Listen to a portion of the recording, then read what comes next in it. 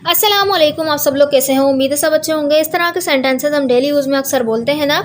वहाँ जाने से कुछ नहीं होगा, जब देखो वो रोती रहती है, बिल्ली के दो कान होते हैं, दो और दो चार होते हैं, तोता हरा होता है।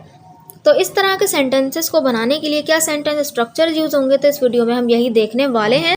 बेसिकली ये हमारी spoken English sentence structure PDF book से लिए गए हैं, जो कि हैं 26 से लेकर 28 तक स्पोकन इंग्लिश स्ट्रक्चर। 28 में क्योंकि 3 स्ट्रक्चर्स को कवर किया गया था, इसलिए यहाँ पर 5 स्ट्रक्चर्स आपको दिख रहे होंगे, लेकिन वो 28 में ही आ रहे हैं, 26 से लेकर 28 में। सो फर्स्ट स्ट्रक्चर इज़ वहाँ जाने से कुछ नहीं होगा।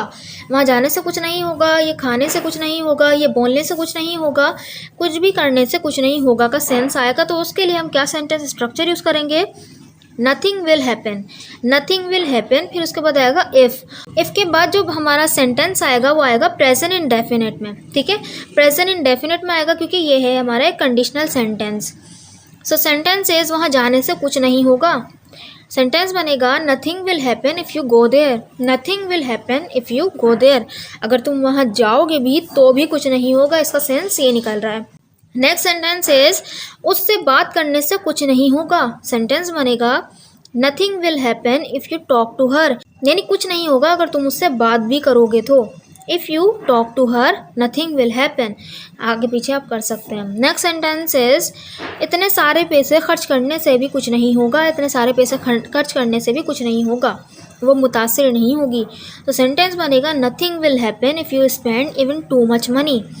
Nothing will happen if you spend even too much money. Next sentence is यहाँ रोज़ाना आने से कुछ नहीं होगा। यहाँ रोज़ाना आने से कुछ नहीं होगा, इस वीडियो पे रोज़ाना आने से कुछ नहीं होगा, आपको प्रैक्टिस करनी पड़ेगी, साथ साथ बोलना पड़ेगा, सो ही कुछ होगा। तो सेंटेंस बनेगा nothing will happen if you come here daily.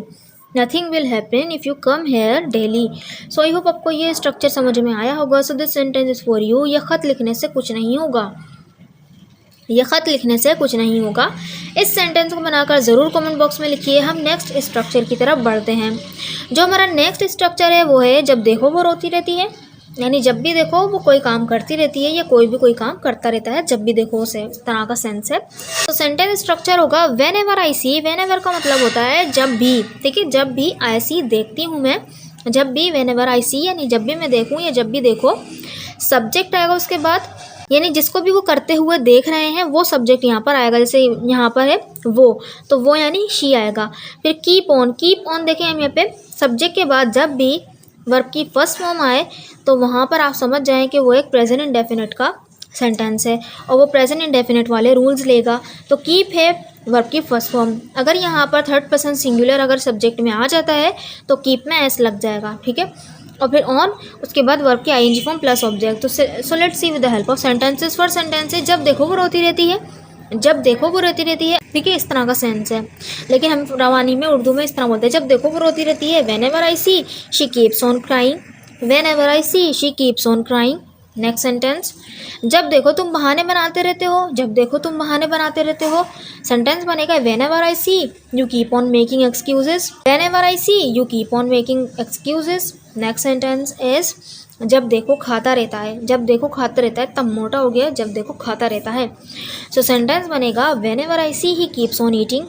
When ever I see he keeps on eating.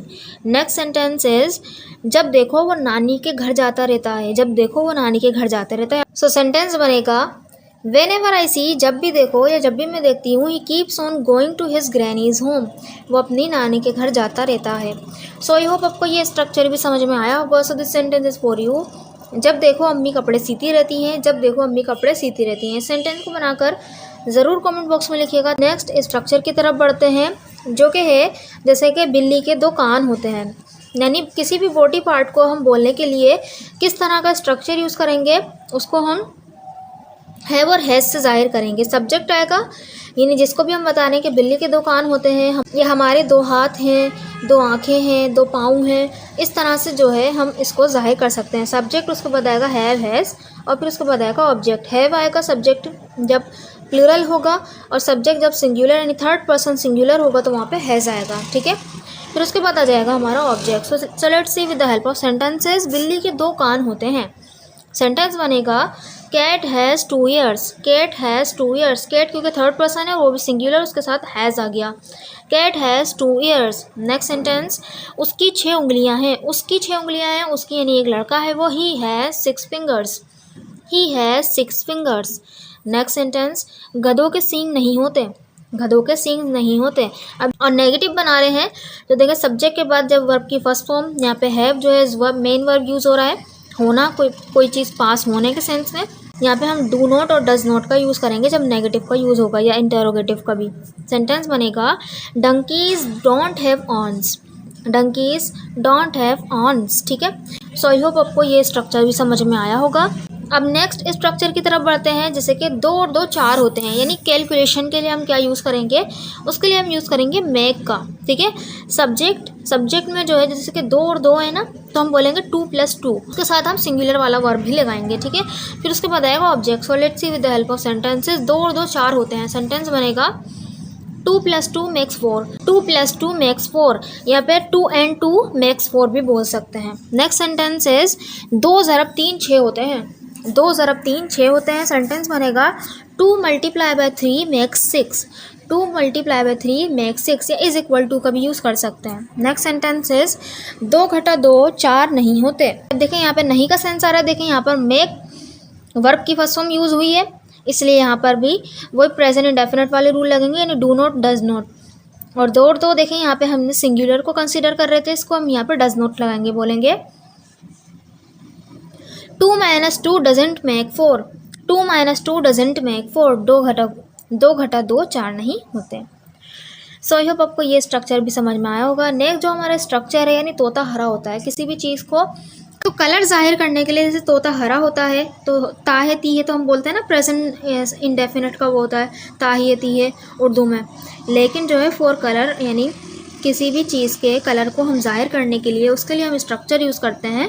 Subject आएगा, उसके बाद आएगा इज़ या आर, अगर सिंगुलर चीज़ होगी तो इज़ आ जाएगा, और अगर प्लूरल चीज़ होगी तो आर आ जाएगा, फिर उसके बाद आएगा वो ऑब्जेक्ट। ठीक है, यानी कोई कलर।